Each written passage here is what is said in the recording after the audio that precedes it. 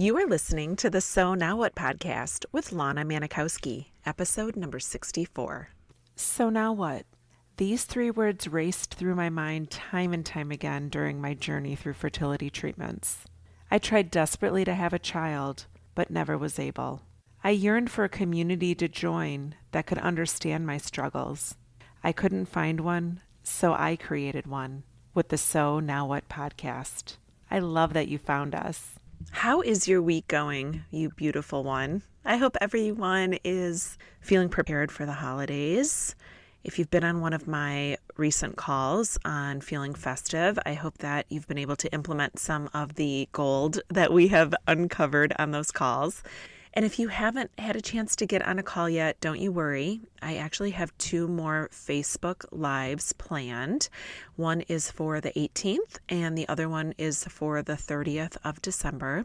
And I will make sure that I alert you right before those calls go. I'm sure that I will have the replays available on Instagram. So don't you worry. If you are still looking for a community to join where you can feel like you're understood and that you are validated for the feelings that you are feeling, I hope that you're able to join us. Imagine having the tools to respond to all the chatter in your brain. When you wake up in the morning and you still have your head on the pillow and your mind starts racing of all the things you haven't accomplished yet, or all the things you have to do, or the emptiness that you feel, or the anxiousness that's going on. What if you had tools to respond to that chatter in your mind? What would that open up for you to have some space in your day to do the things that you really want to do? To stop dealing with these unanswered questions and stop having this sense of nagging that there's just never enough time in the day, or you just don't have enough resources to do all the things that you want to do, or the fact that you don't have children is preventing you from feeling complete and feeling like you have abundance and meaning and purpose, and that you have to go outside of you to seek that. Maybe you find yourself doing for others and being the point person for others, but what would it be like to coordinate your own schedule and to be respondent to yourself when you find yourself yearning for help, or when you find yourself in a bind and you need a listening ear? Could you imagine what it would feel like if you had resources all the time that you could tap into? If this sounds of interest to you, this is just the episode you want to listen to. And I want to tell you a little bit of the backstory about how I came to know this. I have found so many amazing resources that I did not even know existed. I just thought that I was going to live this childless life and that my life would be at 80%, maybe have some good days, but most days would be average and sort of just there, and that my best days were behind me. The glorious future that I thought I would have would just never feel full, because my goal of motherhood was never achieved. Through the work that I've done with coaches and on myself, and the focus and the determination and drive that I have put forth to show up for me has made such an impact. And that is why I show up here every week with ways that you can start to implement these things in your life. But this week's episode is so important because I was working with one of my students who was really feeling like her sense of purpose was wrapped up in what she did for others. Hear me when I say that I am not somebody who tells people that they should only do for themselves and not for others. I too get a lot of joy showing up for others and being helpful and thoughtful and helping others accomplish things that they need to do. I also found myself, after my fertility journey ended, feeling as though I would never have any sort of understanding of who would take care of me. I was great at taking care of others. I was shitty at taking care of me.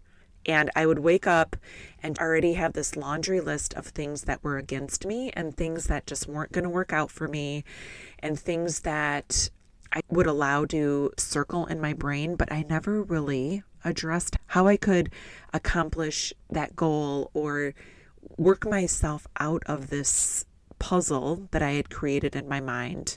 Yet when somebody else called on me to do it, I was Johnny on the spot. I could figure out great stuff for other people. I could figure out logistics for how to get someone from A to B and help them accomplish this problem, but I just couldn't seem to show up and do it for myself. I'm going to share with you some tools that I recently used with one of my students because she was feeling as though her worth and her association as a good member of her family was tied to what she was doing for others. A lot of my students come to me seeking who is going to care for us in our future. And when we figure out how to care for us, we have less of a fear or an association with somebody else needing to do it for us when we understand that we have the ability to do for ourselves first. We as women have somehow conditioned ourselves to believe that doing for others allows us to earn a gold badge, yet doing for ourselves, there's some selfishness or conceit. One of my coaches, Juliana Garcia, has taught me these 2 questions that I take in every single morning, and I'm going to share them with you. Let's just establish now that for the rest of this week, whatever day you're listening to this podcast, just commit to yourself for the next 7 days that you are going to wake up and ask yourself these 2 questions. Practicing these 2 questions daily will absolutely transform your life. So the first one is, what do you need? And listen, what comes up for you? What do you need right now? What are you searching for? What are you feeling? Maybe you're just a little bit frazzled and there's all this chatter going on in your mind, and establish what it is that you're needing from you. When I tell you this, embrace what is it that you need. When your mind is swirling, and your head's on the pillow, and you've got that laundry list of things that have gone wrong, or you didn't finish, or you're not good enough, all these thoughts that our mind likes to present to ourselves, because, right, we all know those thoughts are optional. Those thoughts are up for reconsideration. But when we don't listen to them, we don't know what to do with them. And then they start to create feelings of anxiousness for us, or incompleteness, or maybe some lack. But when we start to ask ourselves, what do you need? And we listen. Honestly, like I sit there, I put my hand on my chest, and I act like I'm almost outside of myself. And I have a friend who's come to me and says, I really need to talk to you. I've got something going on. And I listen that intently. I hear what my brain tells me, what thoughts are coming up for me. And I put my hand on my chest and let them sit there for a little bit. And I calm them down. And okay, what do you need? And now once you've established that, ask yourself, how can I help you? And answer yourself. Listen to yourself. Close your eyes, put a hand on your heart, and just ask yourself, what do you need? What can you do for you to acknowledge what you need? Imagine you are helping you. How would you put that plan together for you? How would you establish all the things that need to be done for you? And just listen to yourself, answer those questions, and free up some of the space in your mind so that you can get really good at filling your cup. It's so common that we are constantly wanting to nurture and be on the run and do for others, and we haven't mastered the ability to nurture ourselves because we somehow just think that we aren't worthy of it. And so we're showing up half-assed in our lives because we haven't taken care of ourselves. If you are able to listen to what you need and how you can deliver on that need for yourself, things all of a sudden start to feel lighter. You can do this by standing in front of the mirror. Maybe you want to journal about this when you wake up in the morning. Those questions have really made such an impact in my life and have allowed me to free up so much energy within me and so much mental space so I can truly show up and understand exactly what it is I'm looking for and what it is I need for me. What if I had all the answers that I needed to helping me? What if I knew that I had the resources and I had the ability to help me And I just sat there and listened to myself come up with all the options. I then allow myself all of this extra space in my day and all this extra time on my hands to really get to know what things I can accomplish on my own and not have to go outside of me to look for the answer.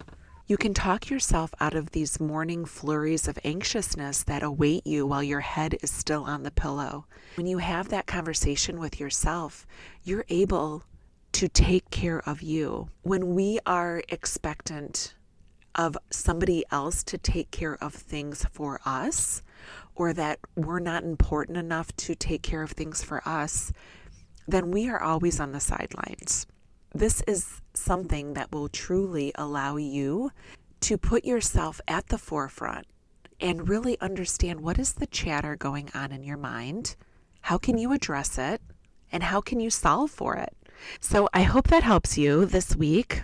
If you want to learn more ways you can truly figure out how to show up for you, then you will not want to miss my next round of Thrive After Infertility. It is a small group of women that comes together once a week and really talks about the things that have us feeling like we are not fulfilled or meaningful or purposeful because we haven't had children. I would love for you to join us. The next round is starting in February, and the application process will be opening up soon. On the podcast, there's no way I could possibly go as deep as I do when you are one of my students or you are part of one of my masterminds or one-on-one, however it is that we'd work together. It's very impactful and I want you to be part of it. So let me know, send me a message, and let's set up some time to talk. I'll talk to you next week.